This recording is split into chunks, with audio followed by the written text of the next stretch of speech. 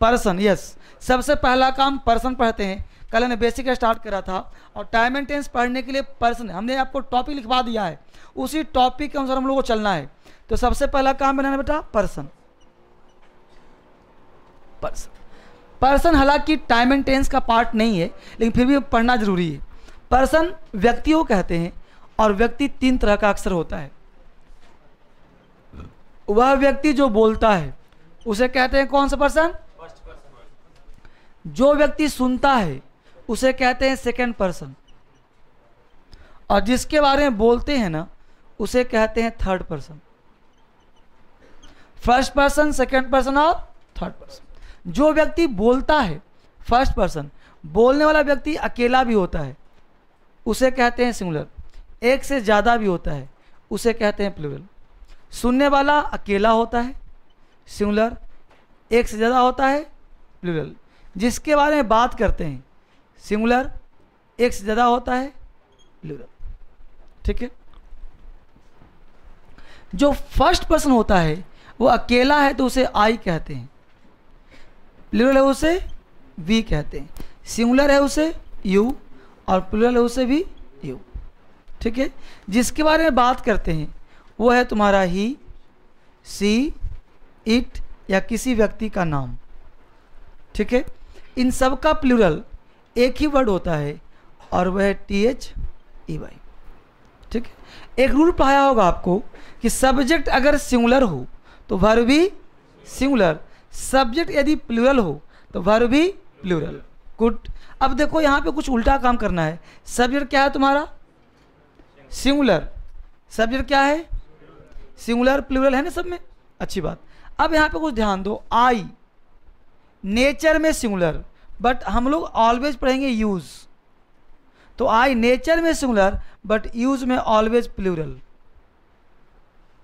Nature में, use में। तो अब क्या आई के भी होता नहीं सिंगुलर? तो आई मात्र एक जगह होता है सिंगुलर, पास्ट में, और वहां पे आई के साथ वाज लगाते हैं। एक सेंटेंस के अलावा आई से जितना सेंटेंस बनेगा आई के साथ क्या लगेगा? Verb plural. यानी नेचर में क्या है आई, यूज में क्या है आई, यानी आई और वी दोनों क्या हो गए? तो इसके साथ वर्ब भी क्या लगेगा? प्लूरल। यानी आई और वी प्लूरल है तो वर्ब भी क्या लगाएंगे हम? प्लूरल। अब देखो सेकंड पर्सन क्या है बच्चे? यू। सेकंड पर्सन क्या है बेटा? Plural you. तो नेचर में सिंगुलर भी है और प्लूरल भी है, बट यूज में हमेशा प्लूरल, यूज में हमेशा प्लूरल। तो बोलो वर्ब भी क्या लगेगा? हमेशा प्लूरल। यानी सब्जेक्ट प्लूरल तो वर्ब भी प्लूरल। क्या हो गया? Plural plural. Fine. Subject plural तो वर्ब भी प्लूरल, नो इशू, अच्छी बात। अब यहां देखो थर्ड पर्सन। नेचर में क्या है? सब सिंगुलर, यूज में भी सिंगुलर तो वर्ब भी सिंगुलर, प्लूरल प्लस वर्ब भी प्लूरल। यहां तक लिख लो। फर्स्ट पर्सन सिंगुलर लेकिन यूज में plural, second person singular but use में प्लूरल, ऑलवेज प्लूरल, कोई डरना नहीं है। प्लूरल प्लस वर्ब भी plural.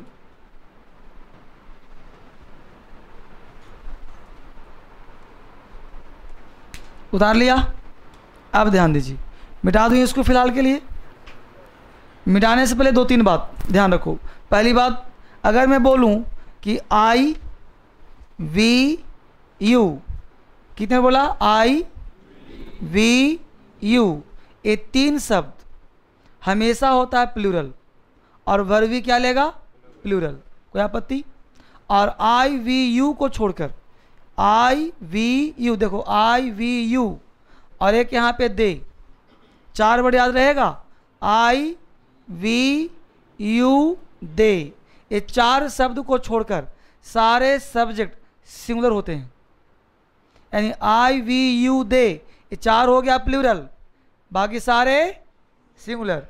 I we you they, ये 4 प्लूरल, बाकी सारे सिंगुलर। कोई आपत्ति? आई वी यू दे, ये 4 वर्ड प्लूरल, बाकी सब सिंगुलर। कोई आपत्ति? आई वी यू दे प्लूरल, बाकी सब सिंगुलर। याद हो गया? मिटाऊं इसको? अब कुछ करके दिखाता हूं, देखो समझना आराम से, कुछ बात करता हूं आपसे। देखना बच्चे, तुम्हारा जो सब्जेक्ट है ना और ये वर्ब है, अगर तुम्हारा सब्जेक्ट सिंगुलर है तो वर्ब होता है प्लूरल। अगर सब्जेक्ट में एस लगाते हो या ईएस लगाते हो तो क्या बन जाता है ये, और वर्ब में अगर तुम एस या ईएस लगाते हो क्या बन जाता है, सिंगुलर। अब अंग्रेजी का स्ट्रक्चर कैसा होता है, subject plus verb plus other word, ये ना होता है, यानी सब्जेक्ट वर्ब ये ना होता बच्चे। तो सब्जेक्ट तुम्हारा क्या है, तो सब्जेक्ट सुनो तो वर्ब भी क्या लगेगा, सब्जेक्ट क्या है तुम्हारा तो वर्ब भी क्या लगेगा, ये ना होगा। तो प्लूरल का मतलब V1, जैसे गो क्या है तुम्हारा प्लूरल, और गोज क्या है तुम्हारा, यहाँ पे बॉय क्या है तुम्हारा, और बॉयज क्या है तुम्हारा। अगर हमें लिखे एग्जाम्पल बॉय और यहाँ लिखना है मुझे वर्ब, तो गो लिखूं कि गोज लिखूं, बॉय सिंगुलर है देखो वहाँ, तो वर्ब भी क्या लगेगा, यानी एसीएस वाला, तो बॉय के साथ गो होगा कि गोज होगा। यहाँ पे लिखा आपने बॉयज, तो गो होगा कि गोज होगा, क्योंकि सब्जेक्ट क्या हुआ, तो वर्ब क्या लगाया हमने, गो, तो बॉय के साथ गो। अब मुझे पता था 4 वर्ड, आई क्या था प्लूरल, तो बोलो बॉयज की फैमिली में आई आएगा कि नहीं आएगा, कि आई यहाँ आएगा, नहीं ना, नेचर में यहाँ आएगा, यूज में यहाँ आएगा। तो आई के साथ क्या लगाओगे, वी के साथ क्या लगाओगे, दे के साथ क्या लगाओगे, वी के साथ भी, कोई बात हटा दो एक, तो सबके साथ भी क्या आएगा, गो आएगा। बोल बच्चे, अब बॉय सिंगुलर तो गोस, राम के साथ, सीता के साथ, तो बात समझ में आया कि नहीं है, बोलो। अब जहां पे तुम गोज लगाते हो वहीं पे तुम डज लगाना, ईएस लगा है ईएस लगा है, और जहां पे गो लगाते हो वहीं पे तुम डू लगाना। डू का मतलब देखो गो डू, इसमें एसीएस है, यानी एसीएस मतलब सिंगुलर, और बिना एसीएस वाला प्लूरल, तो डू वहीं लगेगा जहां प्लूरल हो, और एसीएस वहां लगेगा जहां सिंगुलर हो। अब समझ आ गया तुम्हें? अब किसी को पता है कि डू डज में समस्या होगा, किसी को बोलो ना, डू डज में ना V1 V5 में, तो एसीएस समझ में आ गया, पर्सन हो गया क्लियर। तो पर्सन आई के साथ, यू के साथ, वी के साथ, दे के साथ लगा दो प्लूरल, मतलब V1 लगा दो सबके साथ। बना लिया, इसको लिख लिया, उतार लिया। हर एक चीज सिखा रहा हूं बाबू, अगर नहीं सीखे तो फिर अपना समस्या खुद समाधान करना, क्योंकि घर पे अगर मेहनत नहीं करोगे तो कोई इलाज नहीं, इलाज हो जाएगा फिर। इसलिए घर पे 2-4-10 मिनट पढ़ना भी है, 1-2 घंटे का टाइम निकालो घर के लिए, है ना, आराम से। एक बार अंग्रेजी आ गया तूफान मचा दोगे।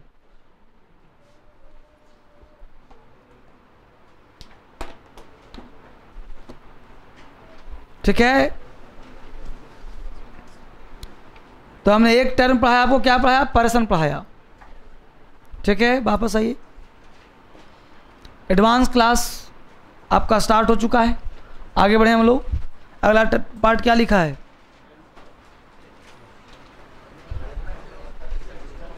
स्ट्रक्चर तो हो गया, अभी एरर कहाँ, अभी तो बहुत काम है। The role of auxiliary verb लिखा होगा, लिखिए, बनाइए, सेंटेंस फ्रेम वही करना है, हेडिंग बनाइए the role of auxiliary verb, इसके बाद फ्रेम आएगा। मिटा दो बच्चे इसको, the role of auxiliary verb, बस जो लिखवाया हूं उसको ध्यान रखना, थोड़ा ऊपर नीचे हो सकता है वो। हेडिंग बनाइए the role of auxiliary verb, ये जानना बेहद जरूरी है। The role of auxiliary verb, the role of auxiliary verb लिख लिया। अब इसको बहुत बारीकी समझना है, और समझने के लिए इस चीज़ को पहले 2-3 एग्जाम्पल देंगे, फिर हम आगे समझेंगे इस पर। हमने एग्जाम्पल लिया कि एक यूपीएससी में पूछा था एग्जाम्पल, वो एग्जाम्पल ये था, माई mother has a beautiful umbrella. My mother has a beautiful umbrella. ये सेंटेंस है आपके सामने। अब आप सोच कर बोलें, माई mother has a beautiful umbrella, ये किस टेंस का सेंटेंस है? आप बताएं जरा मिलजुल करके, मैं हाथ उठवा लूँ, कितने लोगों को ये सिंपल प्रेजेंट टेंस लग रहा है? इतने लोगों को। कितने लोगों को ये प्रेजेंट परफेक्ट टेंस लग रहा है? इक्वल। जो हाथ किसी में उठाए उनको लग क्या रहा है? कोई बात नहीं। अब इसका मैं नेगेटिव बना रहा हूं। क्या बना रहा हूं? नेगेटिव। पहले आप अपनी भूख पैदा करो। हमने लिखा my mother doesn't have beautiful umbrella. दूसरा लिखा हमने my mother has not a beautiful umbrella. पहला लिखा my mother doesn't have a beautiful umbrella, दूसरा my mother has not a beautiful umbrella. 2 लिखा हूँ, दोनों राइट, एक राइट, ऊपर राइट, नीचे राइट। कल्पना करना कितने बच्चों को पहला वाला राइट लग रहा है, कितने बच्चे को पहला वाला रॉन्ग लग रहा, कितने बच्चे को दूसरा सही लग रहा, कितने बच्चों को दोनों सही लग रहा, कितने बच्चों को सेकंड वाला एब्सोल्युटली राइट लग रहा। जो पैर उठा तो भी साफ हो गया। कोई बात नहीं, कोई बात नहीं। अब देखना ये बच्चे, ये आपको सिखाना है कि आखिर मामला क्या है। ये अभी सही है, ये अभी सही है, ये गलत है, ये गलत, क्या माजरा है, ये आपको सिखाना है। फिलहाल बताऊं आपको, ये जो फर्स्ट वाला है ये सही है, ये वाला गलत है। अब क्यों सही क्यों गलत, इस पर चर्चा करना है, इसलिए पढ़ा रहा हूं the role of auxiliary verb. ठीक है, मिटाऊं इसको। है भाई यहाँ एच ए भी। अब बताता हूँ क्यों सही है क्यों गलत है। डजंट के बाद हैव है ना यहाँ, इसलिए सही हुआ। अभी समझ में आएगा, अभी सुनाओ के समझ में आएगा।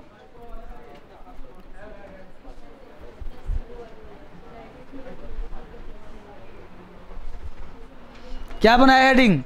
The role of auxiliary verb. इसमें एक बनाना है chart.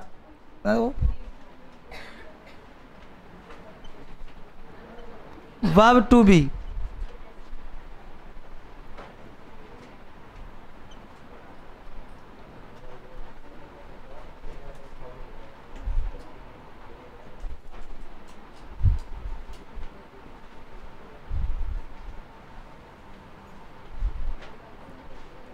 V1 V2 V3 V4 V5।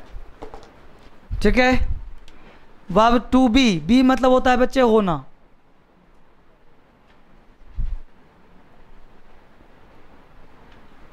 To do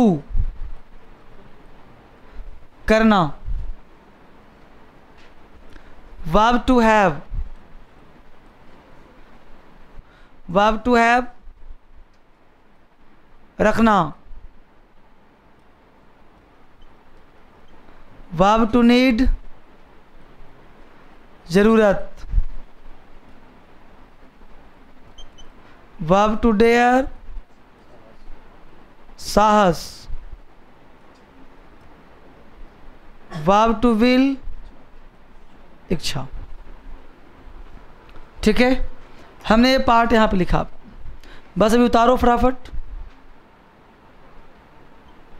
M are, do, have, need, dare और विल।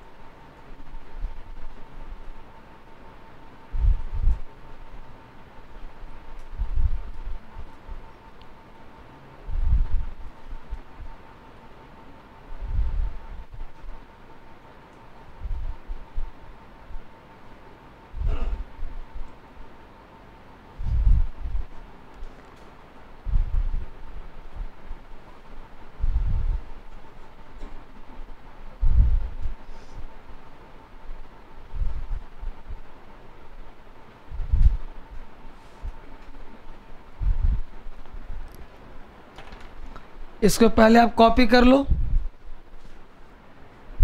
पूरा का पूरा।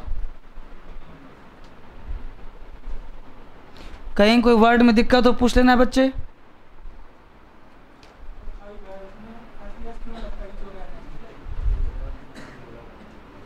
सिंगुलर बनाने के लिए वर्ब जन्म से होता है प्लूरल, तो उसका पहचान बनाना है सिंगुलर में, तो लगाएंगे ना एस, तो कैसे बनेगा वो? हाँ, आप बॉय में बॉयज़ क्यों लगाते हैं?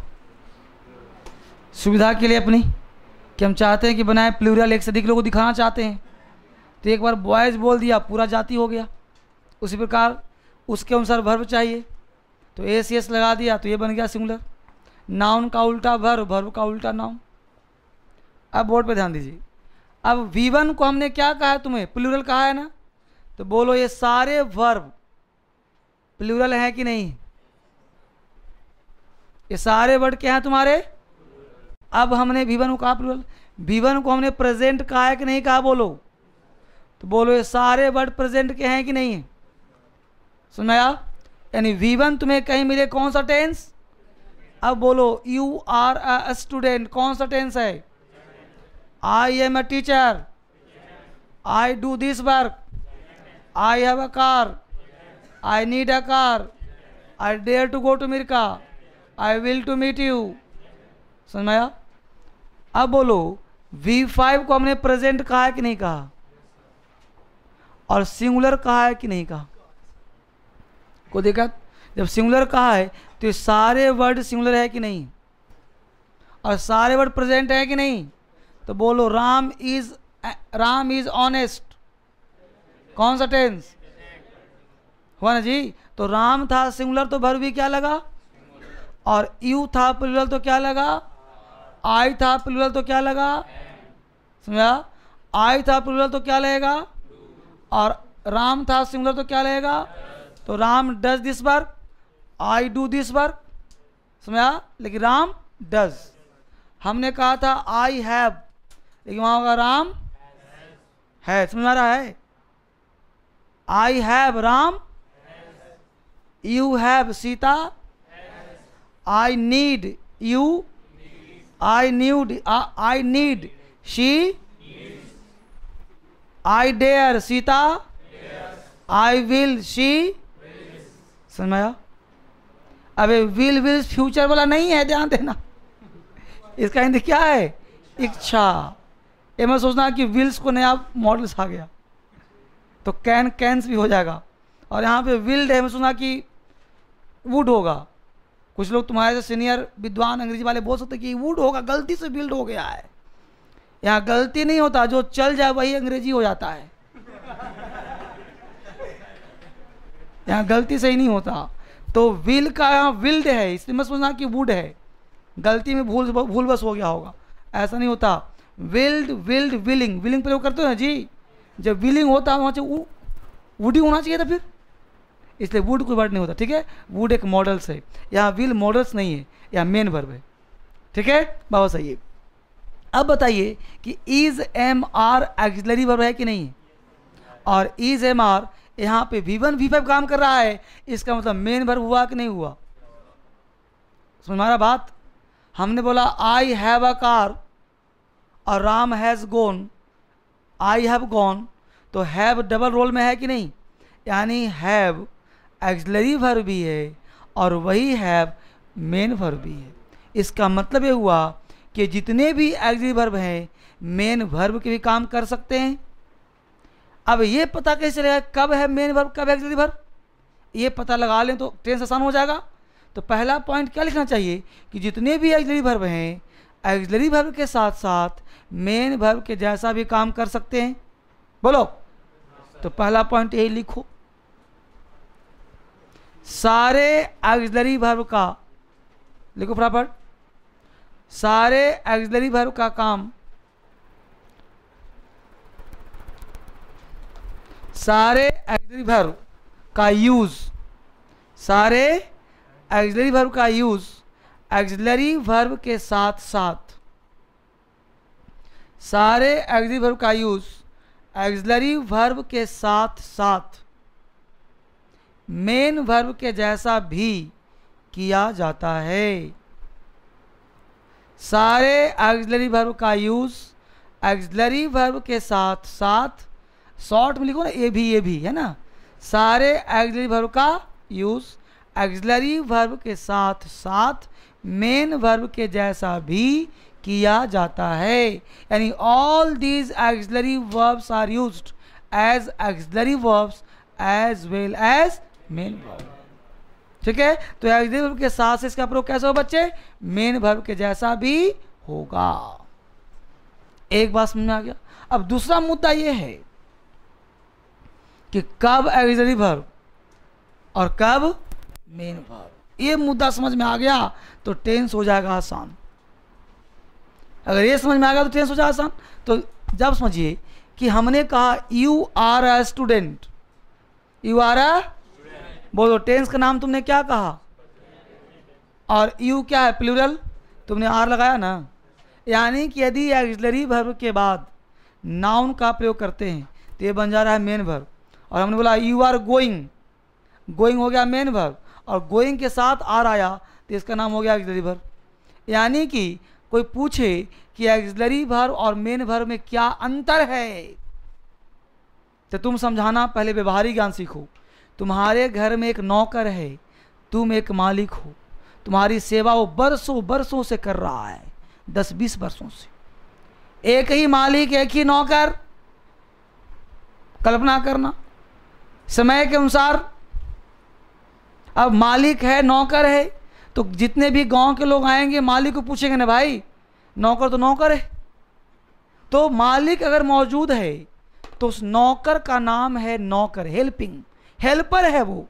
पानी पिला बेटा, पानी हाजिर, खाना खिला बेटा, खाना हाजिर। तो क्या है वो? हेल्पर है। समझ में आ रहा है?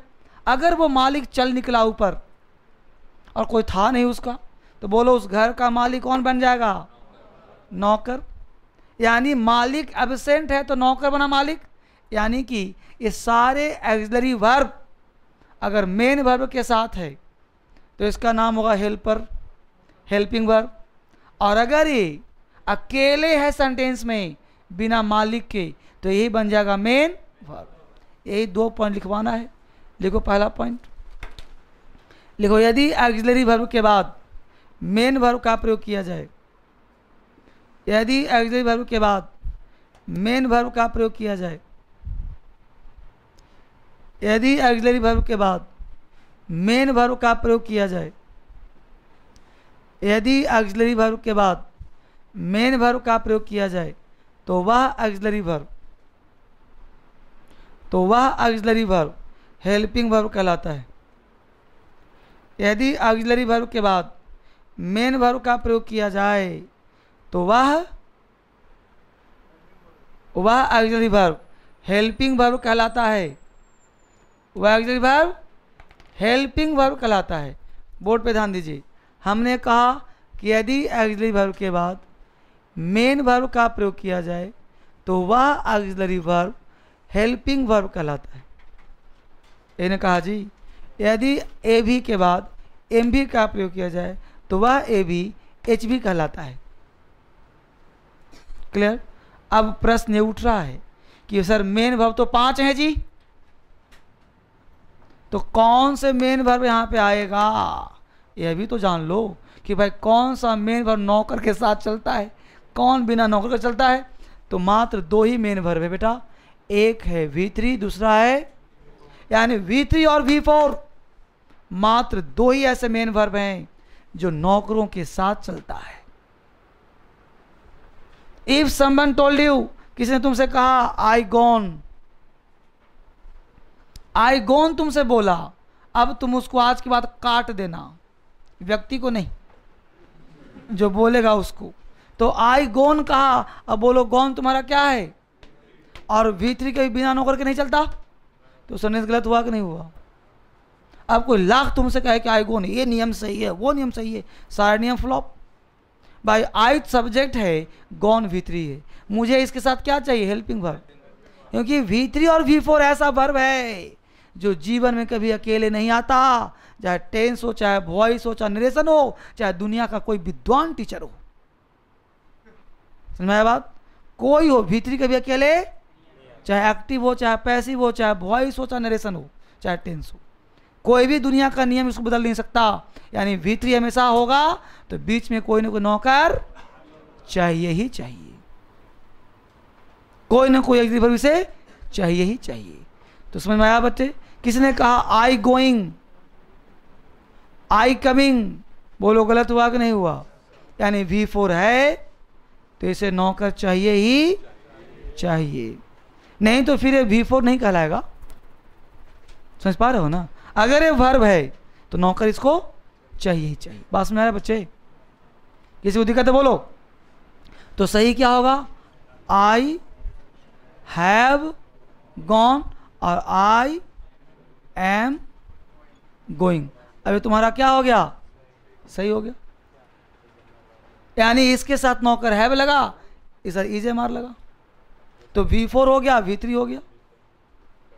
कोई डाउट यहां तक बोलो?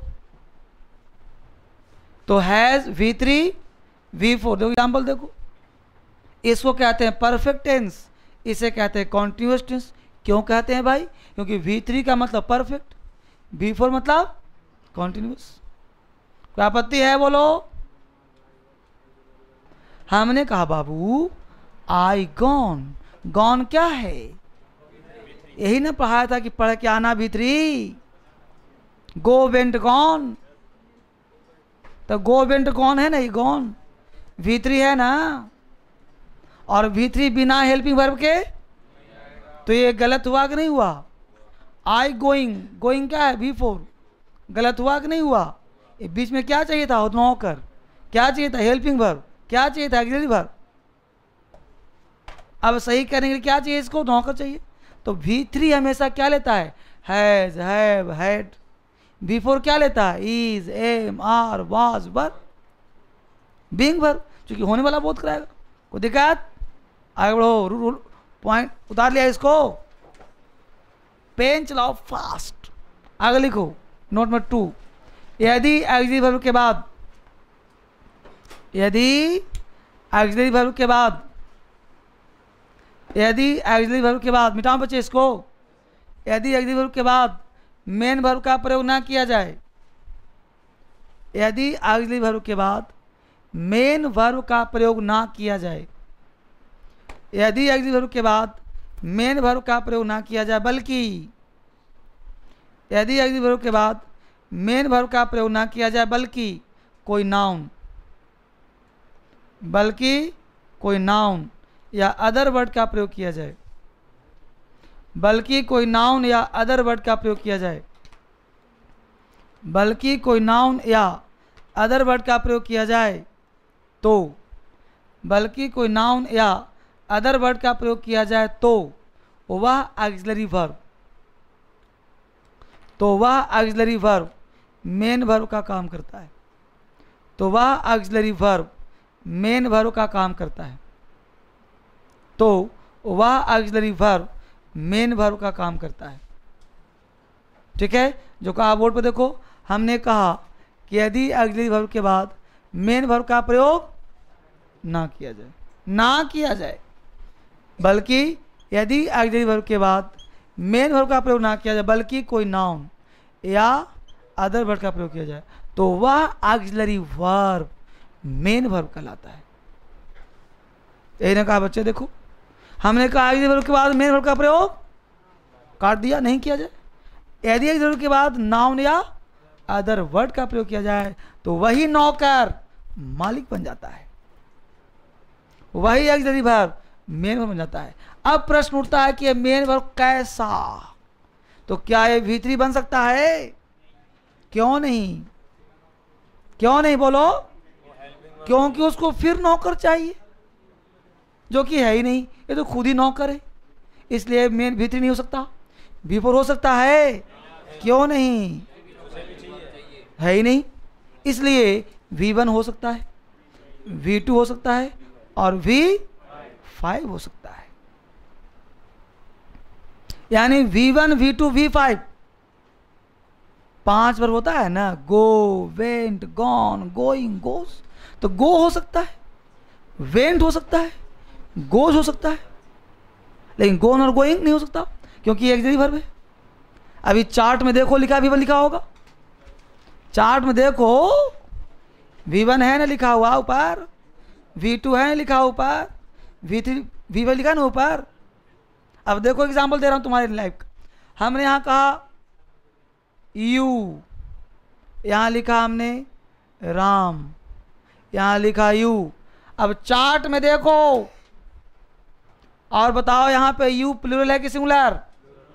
राम। अब चार्ट में देखो कौन कौन सा वर्ब है, चार्ट में देखो, बोलो एम आर है और क्या डू है, हैव है ना? तो यू के साथ तुम हैव लगा दो, लगा दिया। अब देखो राम, राम वाला भी सिंगुलर है ना, तो V5 में देखो इज या हैज है ना, हमने हैज लगा दिया। अब बोलो सही है कि नहीं? राम के साथ हैज क्यों है पता चला? यू के साथ हैव लगा, पता चला? सुनाया? तो अब बोलो, तो यू के साथ क्या लगा? हैव लगा। राम से क्या लगा? हैज लगा। तो हैज यहाँ क्या है? V1 V5 V5। यू क्या है तुम्हारा? अब यहाँ तो कोई दिक्कत है? समझो, एक एग्जांपल दे रहा हूं तुम्हें माइंड खोलने के लिए। हम यहां लिखा राम हैज, यहां लिखा राम हैज गॉन, यहां लिखा राम हैज अ पेन। अब बोलो ए वाला हैज में क्या अंतर है?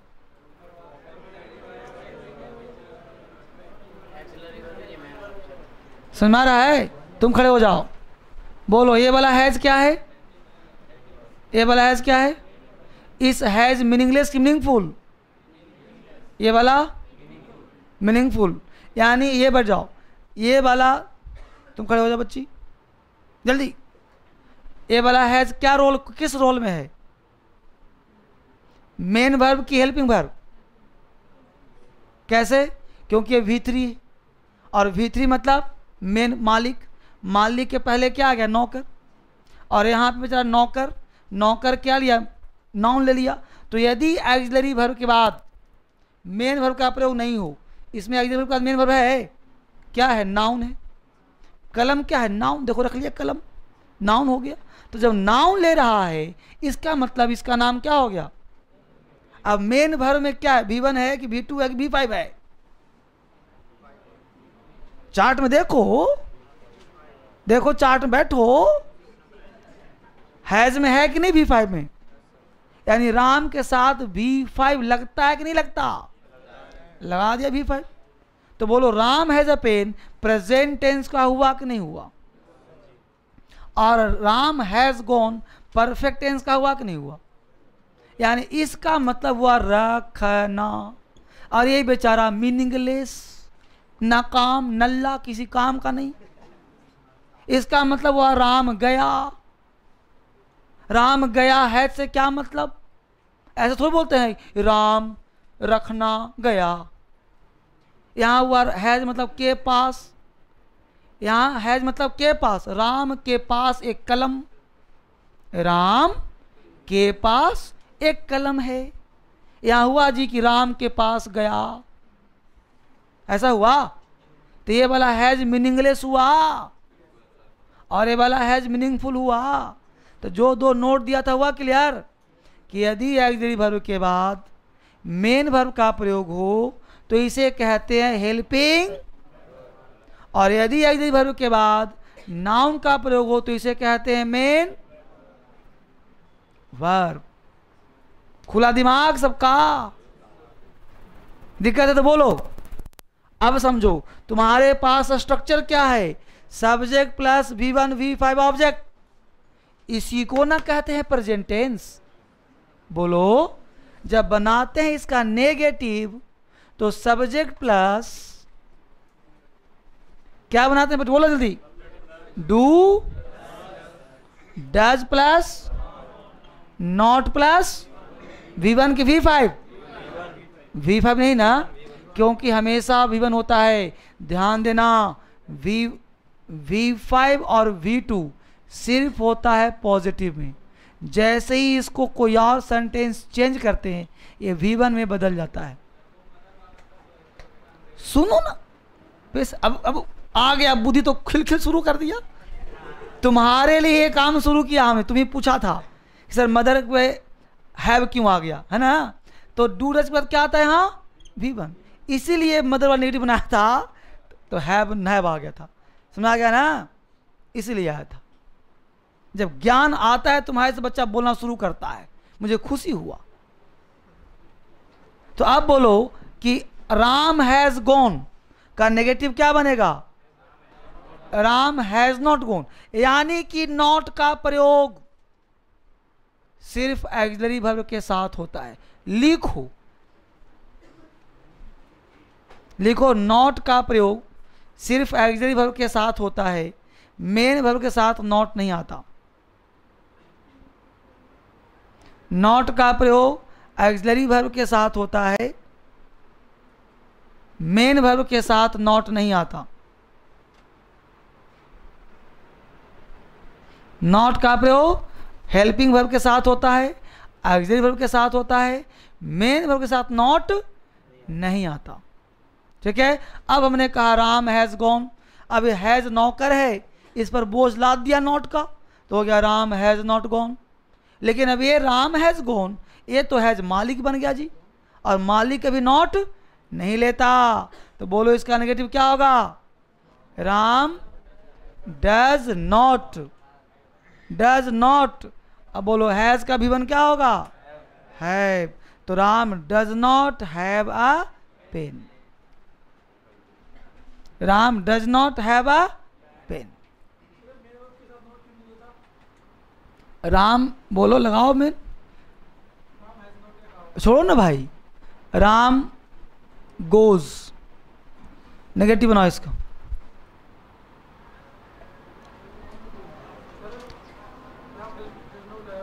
नहीं, राम गोज का नेगेटिव बनाओ, हैज नॉट छोड़ो, हैज नॉट नहीं आता हमको। क्यों? राम नॉट गोज बोलो। हाँ, तो सिंपल प्रेजेंट का स्ट्रक्चर क्या होता है? Do does not. तो नेगेटिव को नियम से चलोगे बाबू, तो नियम वही ना है। हैज है क्या तुम्हारा? हैज V5, तो V5 का मतलब हुआ मेन वर्ब, तो मेन वर्ब हो गया। तो फिर भाई अगर हैज नहीं होता, किप्स होता, तो Ram keeps not a pen बोलते? नहीं ना बोलते। राम हैज छोड़ो, हैज नहीं होता, राम होता राम किप्स अ पेन, तो क्या नेगेटिव किप्स नॉट होता? क्यों नहीं होता? क्योंकि ये मेन वर्ब है, और मेन वर्ब है नॉट।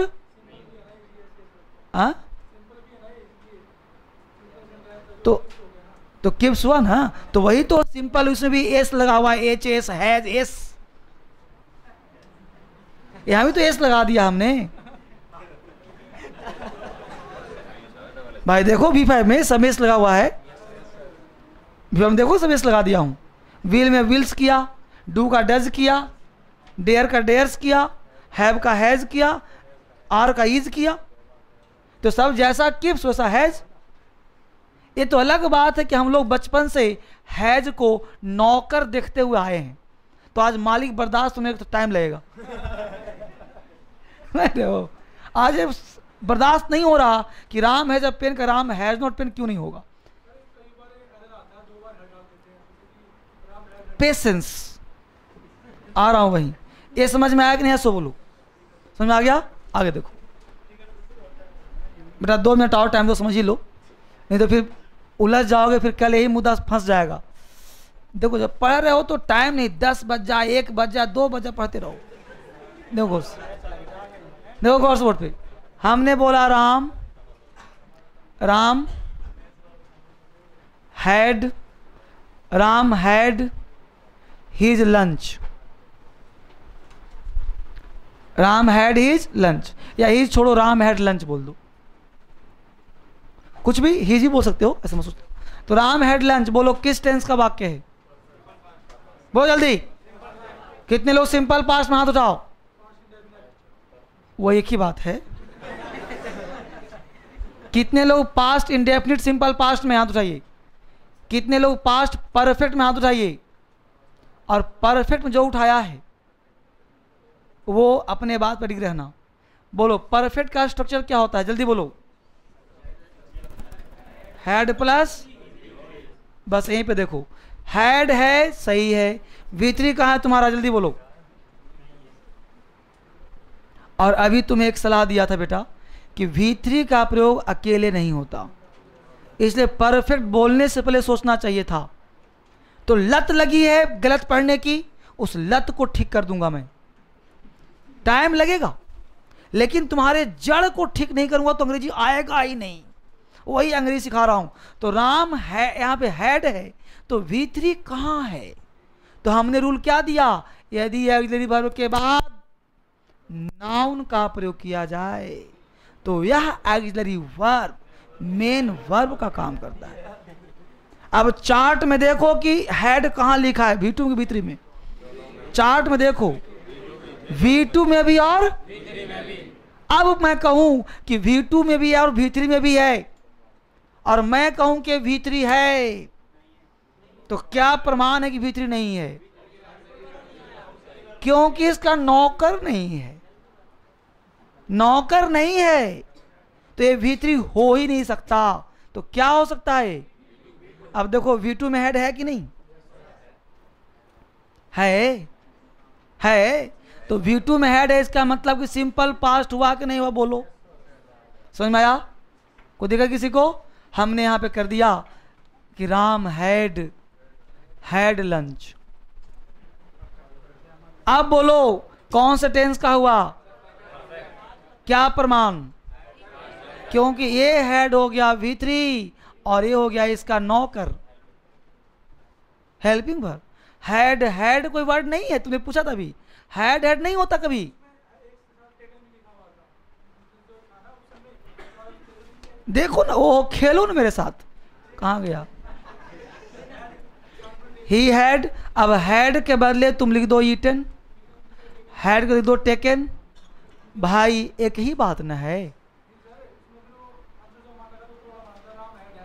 तो हेड ज्यादा प्रचलित वर्ड हो गया। नहीं तो खाया जाओ पिज्जा तो बोलेगा ईटिंग पिज्जा, बोलेगा टेकिंग पिज्जा, हैविंग पिज्जा, है ना। आई हैव माई टी बोलते हो ड्रिंकिंग टी, क्योंकि एडवांस इंग्लिश हो गया। तो ऐसे ही तुमसे डिमांड करता है कि एडवांस वर्ड बोलो, इसलिए हैव लंच, हैव ब्रेकफास्ट। कहीं बोलते हो ईटिंग ब्रेकफास्ट, नहीं ना। I have my tea, I have my lunch, I have eaten my बोलते हो, आई ईट माई लंच बोलते हो, क्या बोलते हो, आई हैव माई लंच। तो ईट माई लंच हो गया बैकवर्ड, हैव माई लंच हो गया एडवांस। तो DS एडवांस है,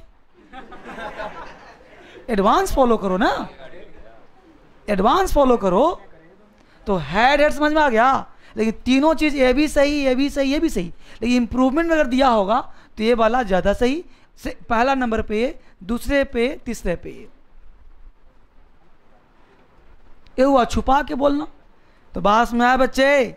तो यहां देखो दिक्कत, तो एक चलते थे लास्ट रूल लिख लो, वर्ब टू बी समझ रहे हो? वर्ब टू बी मतलब इज ए मार बाज वेयर ना। देखो वर्ब टू बी एक कमजोर वर्ब होता है, वर्ब टू बी एक कमजोर वर्ब होता है, वर्ब टू बी एक कमजोर वर्ब होता है, वर्ब टू बी एक कमजोर वर्ब होता है। नेगेटिव बनाने पर इसके साथ नॉट लग जाता है, चाहे मेन वर्ब हो या ऑक्सिलरी वर्ब। नेगेटिव बनाने पर इसके साथ नॉट लग जाता है, चाहे ये मेन वर्ब हो या ऑक्सिलरी वर्ब, चाहे या मेन वर्ब हो या ऑक्सिलरी वर्ब, चाहे या मेन वर्ब हो या ऑक्सिलरी वर्ब। एग्जाम्पल लिखो, you are a student, you are a student, you are a student. अब बोलो सेंटेंस तुम्हारे पास है, यू आर अ, इसमें बोलो आर यहाँ पे क्या है तुम्हारा, क्योंकि ऑक्सिलरी वर्ब के बाद क्या आ गया, नाउन आ गया। इसका नेगेटिव बनाओ, you are not a student, you are not a, यहाँ पे आर मेन वर्ब भी कहलाएगा। यू आर गोइंग, देयर, यहाँ पे helping verb, you are not going there, यहाँ भी हेल्पिंग वर्ब। यानी is am are was were कमजोर वर्ब होता है, वर्ब टू भी कहते हैं उसको। तो हर हाल में चाहे मेन वर्ब हो चाहे हेल्पिंग वर्ब हो, इसके साथ नॉट लगाना चाहो तो लग जाएगा, सिर्फ इसी के साथ और किसी के साथ नहीं, बाकी सब अलग अलग लेगा। तो अब हमने बोला you are a student, you are not a student, you are going there, you are not going there. हमने लिखा मेन वर्ब, हेल्पिंग वर्ब। कोई डाउट है तो बोलो। अब आप घर पे जाके जो पढ़ाया हूँ उतना ही पढ़ना, एक्स्ट्रा दिमाग मत लगाना, और जो दिमाग में आए बोलते रहना अंग्रेजी, ठीक है। कल मिलते हैं फिर तुमसे एक तूफान क्लास लेकर।